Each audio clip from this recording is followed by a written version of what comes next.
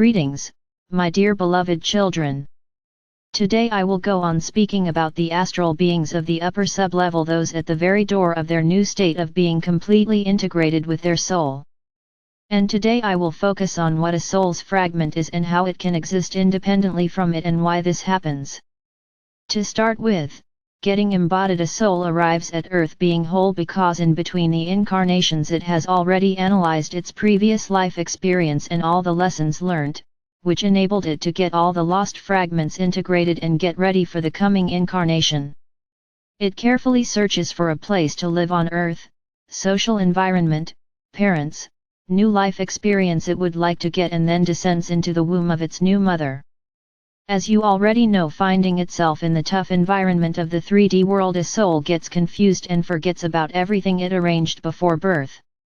Very few are those who have managed to a full extent to bring to life the things they dreamed of in heaven.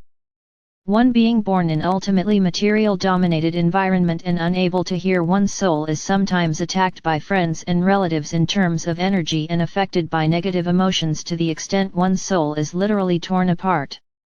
Soul fragmentation occurs for many reasons, but the major one is the absence of the personal core, self-sufficiency, self-respect, understanding of one's being unique and valid, which eventually means love to oneself. A human gets entrapped by social and religious standards and dogmas, gets dissolved in their family, work, duties, and many other minor things that little by little deprive their soul of wholeness.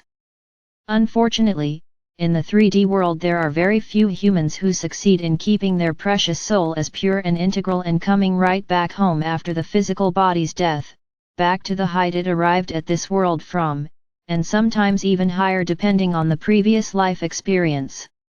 The overwhelming majority of the humans who lived a material-dominated life with its joys and sorrows keep in energy touch with their friends and relatives, their work, and the people they had strong emotional relations with.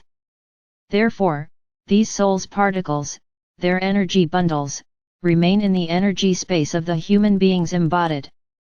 And these possessing conscience particles or fragments start a life of their own existing at the subtle level of Earth. This is just the way all sorts of astral beings appear.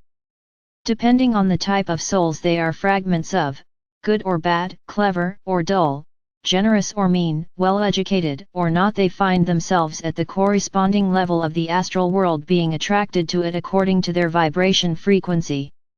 It is followed by a long evolution process until all the fragments get integrated with the original soul, and after that it begins to get prepared for the next incarnation. In my previous messages much has been said about humans' interaction with the astral beings of all levels and about survival means of these rambling human souls fragments inhabiting the subtle level of the planet. But the last sub-levels beings, those of the upper sub-level of the higher astral, are vivid examples of that. Even in the astral world, thanks to spiritual improvement, it is possible to break free from the prison they have been for so long and restore their soul's wholeness. Here we will stop for today. Father Absolute, who loves you without measure, has spoken to you.